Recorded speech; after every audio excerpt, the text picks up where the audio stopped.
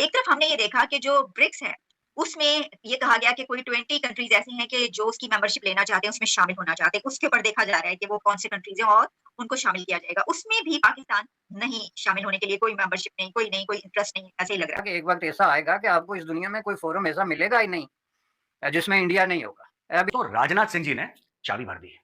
अच्छा, ये core commander की कॉन्फ्रेंस ये सब ये चलती है। फौज भी चाबी भर रही है, फौज भी लाइन ऑफ एक्चुअल कंट्रोल पे प्रेशर बना के रखी है चाइनीज पे। इसमें किसी को पता ही नहीं, मोस्ट ऑफ द लीडरशिप से पूछें कि ब्रिक्स क्या है, उनको नहीं पता।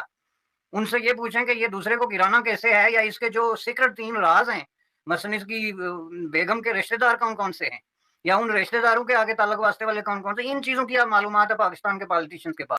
अगर आपने मुल्क फिर भी कंट्री जो है आपने फिर भी दोबारा खैरात पे चलाना है, एड पे चलाना है, और वो एड जो है मैं आप बता रहा हूँ कि जो 76 साल में जितना पैसा आप लेकर आए हैं उस पैसे में से हार्डली 20% भी पाकिस्तान में नहीं रहा, वो सारा 80% तो दुबई और लंदन पड़ा है। दोस्तों एक बड़ा शोर मचा है और वो शोर ये मचा है कि भारत के डिफेंस मिनिस्टर राजनाथ सिंह जो कि इस वक्त तो होस्ट हैं इंडिया में एससीओ डिफेंस मिनिस्टर्स के, उन्होंने तमाम डिफेंस मिनिस्टर्स से तो हाथ मिलाया है, लेकिन उन्होंने चाइनीज़ डिफेंस मिनिस्टर से हाथ नहीं मिलाया।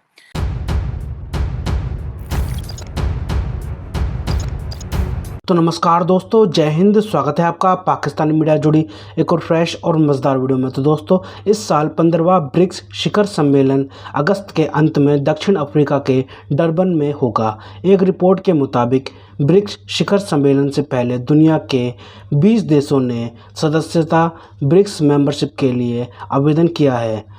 अफ्रीका के राजदूत अनिल सुकलाल ने सोमवार को एक इंटरव्यू में यह जानकारी दी। इससे पहले ब्रिक्स देशों ब्राज़ील, रूस, भारत और चीन और दक्षिण अफ्रीका का 14वां शिखर सम्मेलन पिछले साल जून में बीजिंग में डिजिटल माध्यम से आयोजित किया गया था।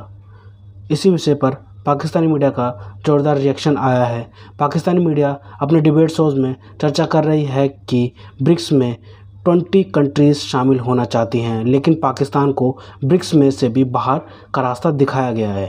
तो दोस्तों, देखते हैं इस विषय पर पाकिस्तानी मीडिया का कैसा रिएक्शन है, क्या बोल रही है इस टॉपिक पर। तो दोस्तों, ज़्यादा समय बर्बाद ना करते हुए हम शुरू करते हैं इस वेरी इंटरेस्टिंग और मज़ेदार वीडियो को।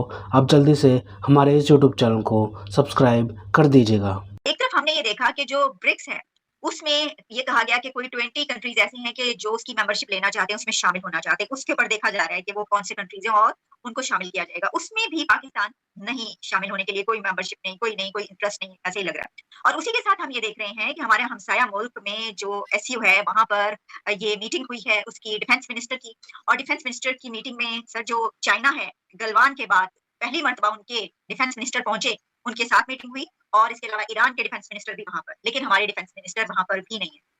तो वैसे साहब, क्या हम किसी भी जगह पर नहीं होना चाहते? पाकिस्तान अपनी हिस्ट्री के सबसे जो है बदतरीन दौर से गुजर रहा है आइसोलेशन के हवाले से। लगता ये है कि पाकिस्तान की पॉलिसी आइसोलेशन है।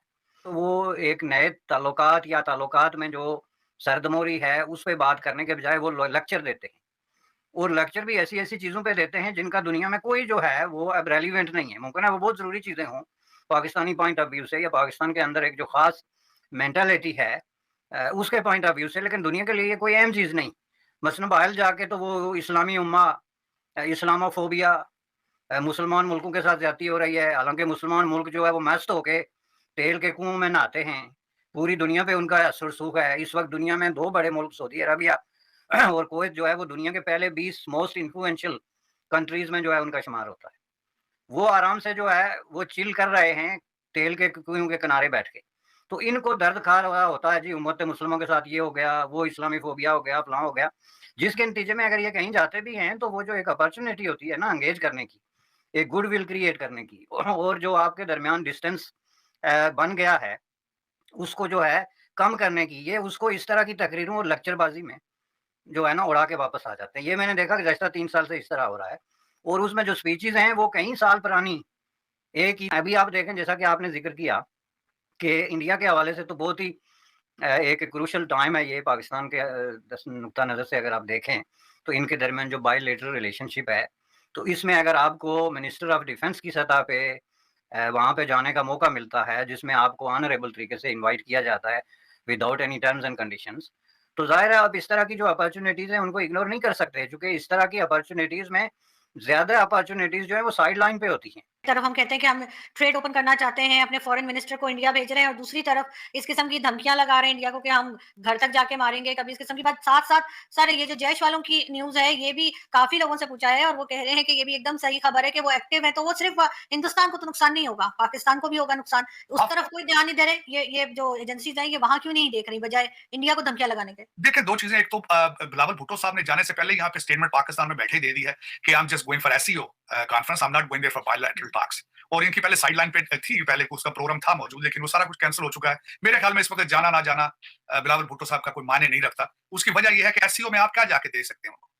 कोई do you have anything to offer to SCO? आपके पास कोई है? आपके पास तो भारत को भी देने के लिए कुछ नहीं है सिवाय जाके, अगर आप सोचते पाकिस्तान के नेशनल इंटरेस्ट के बारे में, हालात बेहतर करने के लिए तैयारी करके जाते, बल्कि इस हादसे को जाके क्लैरिफाई करते, लेकिन वो that is not your choice. मेरे ख्याल में इस वक्त आपका जाना ना जाना बिल्कुल कोई माने नहीं रखता, क्योंकि आपने पहले जाने से पहले बता दिया। और दूसरा, कल आईएसपीआर की जो वो है, और तीसरा जो आप चाइना से जाके भी टैंकों के और हथियारों की बातें कर रहे हैं।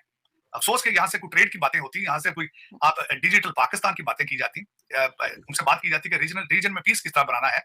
तो आपने उन चीजों को आप सोचते नहीं है, करते नहीं है। मेरे I have no clue about it कि 75-76 साल के बाद आज भी अगर आप वहीं खड़े हैं, अगर आपने मुल्क फिर भी कंट्री जो है आपने फिर भी दोबारा खैरात पे चलाना है, एड पे चलाना है, और वो एड जो है, मैं आप बता रहा हूँ कि जो 76 साल में जितना पैसा आप लेकर आए हैं, उस पैसे में से हार्डली 20% भी पाकिस्तान में नहीं रहा, वो सारा 80% तो दुबई और लंदन पड़ा है, वो तो आपके करप्शन में पड़ा है। मैंने कहा था कि एक वक्त ऐसा आएगा कि आपको इस दुनिया में कोई फोरम ऐसा मिलेगा ही नहीं जिसमें इंडिया नहीं होगा। अब इसमें जिस तरह आपने पहला सवाल उठाया था ब्रिक्स का, ब्रिक्स भी एक फोरम है जैसा कि लोग जानते हैं, जिसमें ब्राजील, रशिया, चाइना ये मिला के तो एक बहुत बड़ा फोरम बनता है। अब साउथ अफ्रीका भी उसमें है, और ये एक इंतहाई पावरफुल किस्म का फोरम इसलिए है कि ये जो पहली जो मोस्ट डेवलप दुनिया है, उसके बाद सेकंड नंबर पे जो बहुत ज़्यादा फास्टेस्ट ग्रोइंग इकोनॉमीज रखने वाले जो मुल्क हैं, और फ्यूचर की जो पॉलिटिकल और इकोनॉमिक लैंडस्केप चेंज करने वाले जो मुल्क हैं, वो इसमें शामिल हैं। वो अपनी आबादी, अपनी प्रोडक्शन, अपना इंडस्ट्रियल डेवलपमेंट, इन चीज़ों के हवाले से कंसिडर होते हैं।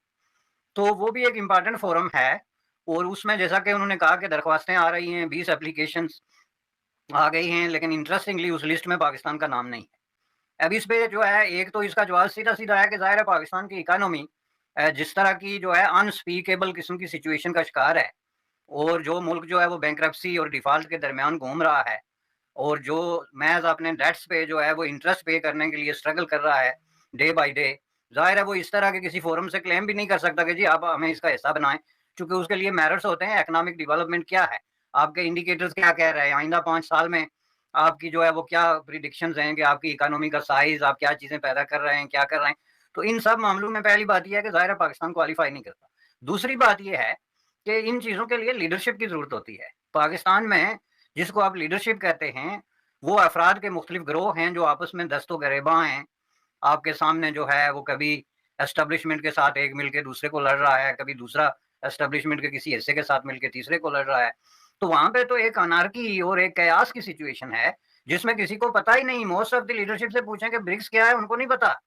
उनसे ये पूछें कि ये दूसरे को गिराना कैसे है, या इसके जो सीक्रेट 3 राज़ हैं, मसलन इसकी बेगम के रिश्तेदार कौन-कौन से हैं, या उन रिश्तेदारों के आगे ताल्लुक वास्ते वाले कौन-कौन से, इन चीज़ों की अब मालूमात है पाकिस्तान के पॉलिटिशियंस के पास। They don't know what is BRICS, और ना उनको उसमें दिलचस्पी है, और इस मुल्क को वो इस तरह डील कर रहे हैं जैसे वो इसके हाथ धो बैठे हैं, और उनको कोई उम्मीद नहीं है कि अगले साल ये मुल्क होगा या नहीं।